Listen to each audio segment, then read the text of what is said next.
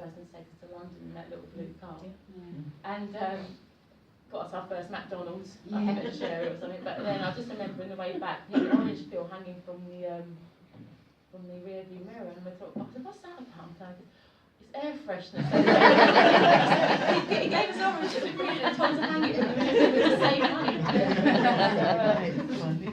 Yeah, I mean, I'm just so proud. I mean, it's a sad day, but at the same time, I mean, in my line of work, I see a lot, and when I look at my uncle, the family that he's got, where he grew up, swimming in the Ganges, coming over from India, having all of you, I see a lot of sadness in my job. And for me to look at Uncle Al, the life he's got and the life he had and what family he's got, I would, hands down, take that any day. And he was such a lovely man. Have all his family around him at the end as well. I'm very proud, and I always speak about my uncle, about who he was and his voice, the way he used to sing, and I'm just very lucky to have had such a wonderful uncle. I'm very proud. And today, to me, it's bittersweet, because I feel honoured to have such a lovely uncle and Uncle Al. Can I just say something? It's Suji there. No, I'm just recording it. The live didn't work. I'm recording it. Sorry. It's just something that I feel I should say is that Al had a family in Sri Lanka, and his name was Suji, and Al was very fond of him. And the family loved Al, and they took him in as a family, and every time we've ever visited, they took us in as a family, and they didn't have a lot, but whatever they had, they shared with us.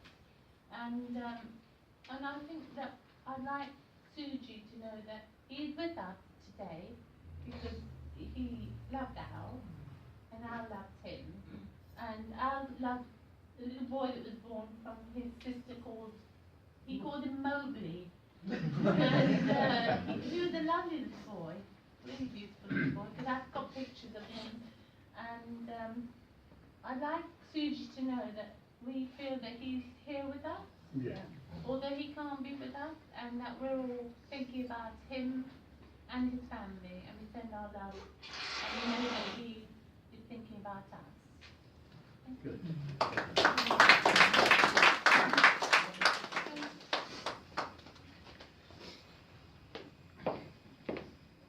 So I've got a couple of memories of Uncle Al. My first thing that I want to say is not actually a memory, it's just to say that when my mum and dad got together back in the olden days, youngsters would think, it wasn't the done thing for my mum to be with a black man. So she said that they'd often go out with Uncle Al, and Mum would pretend that Uncle Al and Dad was Uncle Al's friend. So I think it's really obvious the bond that the brothers and sisters have. I've never seen anything like it, and I hope that it's something that we as cousins and brothers and sisters can replicate going forward.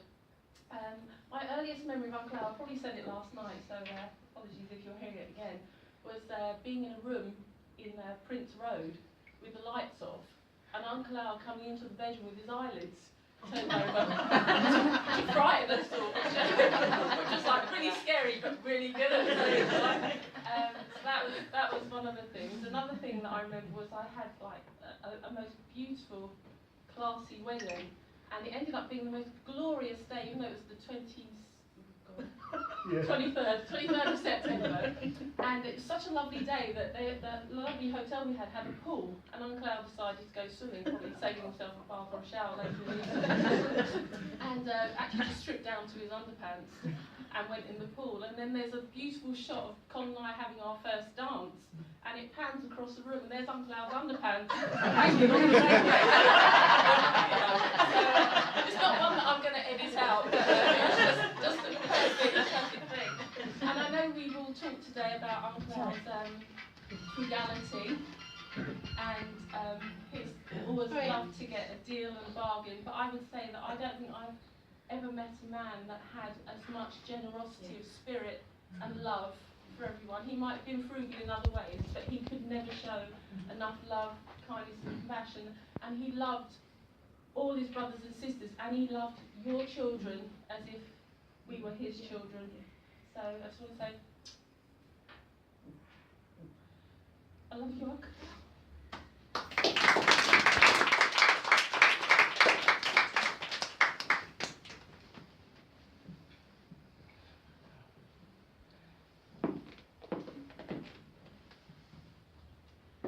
My earliest memories of Uncle Al are having a boxing match with Junior and busting his lip, and Uncle Al being there with a cushion going, champion, champion, champion.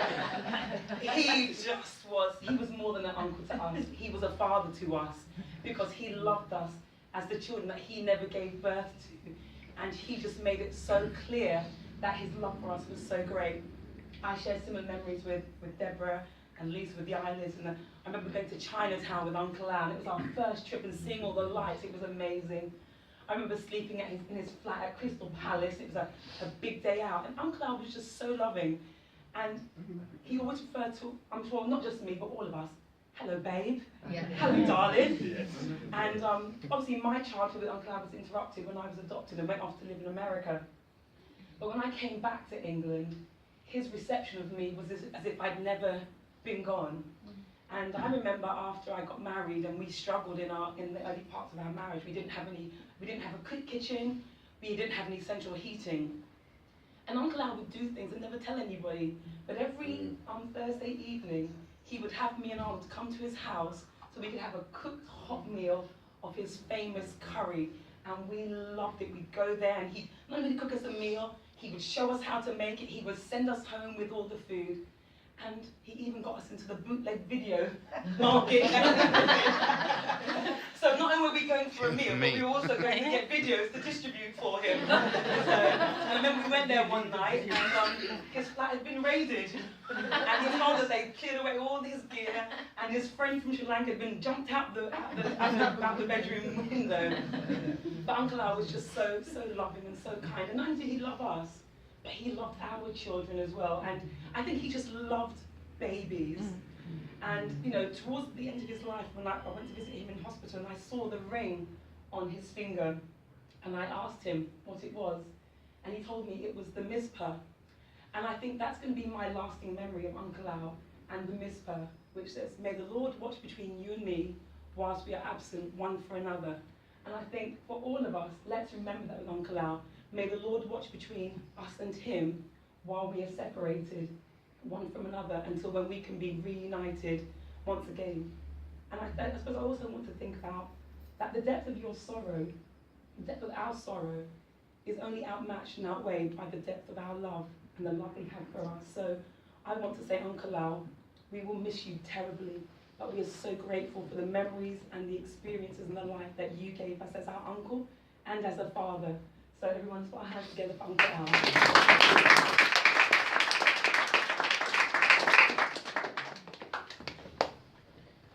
Anything else?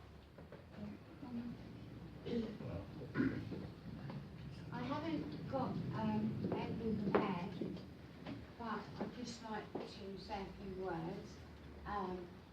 I'd like to thank Auntie Sue and Auntie Anne for all the work that they did and helping Uncle Al in the hospital and supporting Mum and supporting us, keeping us all upbeat.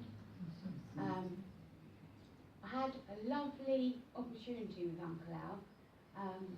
Before he went away, he asked if a friend of mine could come on the bus with him to Heathrow and carry his bags. And I thought, oh, that's a bit of a cheat, but I asked anyway, and my friend agreed, and Uncle Al kindly offered to pay his bus fare. Already I thought, well, to honour my friend, I'll drive him up there just to make sure that everyone was happy. So when I dropped him up there, I actually went in and Uncle Al made us all lunch, and Uncle Pat was there. And so we had a lovely time. There was no real hint of Uncle Al being ill, but we actually sat down, had lunch, and we were having a chat, and we were remarking on how wonderful his flat was. And Uncle Al was saying, well, you've never been to Buckingham Palace, wait till you go there. it was just a nice time, and I got an opportunity to spend with him and Uncle Pat and my friend Leon, and I just feel so lucky now, because I think we both I and Uncle Pat realised how lucky it was that we were able to have that time. And Uncle Pat was taking Uncle out to the airport that day, and I left after we'd been there for about an hour, I think, and I left, and I got a phone call halfway home. Sarah, Uncle Alfred said, Sarah, get back here now. So I got back, and I'd had his black keys, and he'd forgotten his teeth. I didn't want to go without his teeth. Yeah. And I think, on behalf of all of us, growing up, Uncle Al was cool. I think we could describe him as a cool. So you've got big shoes to fill, lads. And he did used to love worshipping the sun. I remember when I was younger, he was a real sun worshipper. He loved getting a tan. And I believe that on this day, he has again pulled a fast one, and he's the coolest person that I know that's going to be buried, because hasn't he got his speedos on?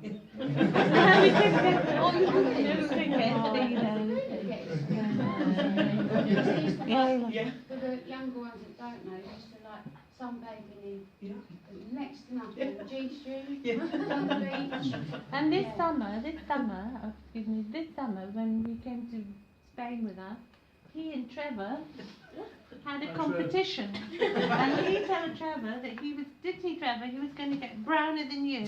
And you said, no way. And I've got pictures of him going like that with Trevor, and he's telling Trevor, look, I'm getting as brown as you, I'm going to get browner than you. But he didn't, did he, Trevor? No. Did he try? Who won? Oh, Trevor won. Because Trevor was sunbathing as well.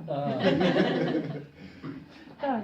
Moving on quickly, I had my fair shares of ups and downs and illnesses, and one particular occasion I was very ill, and it just came on suddenly, and I went to my mum's, and it was a bit life-threatening actually, that I'd been treated, and Uncle Al was there, and he was a great support, and he took me to the hospital with Mum, and I have never felt so loved by Uncle Al in all my life. I was so glad he was there.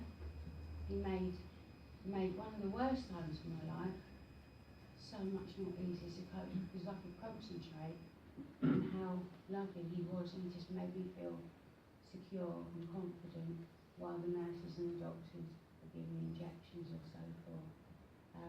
He managed to keep his head in a crisis, and there was that, even though he may sometimes been on the material side, always trying to get a bargain and things like that, but he had incredible love for us all, and I think we're all very lucky to have him. He's a big character in our lives.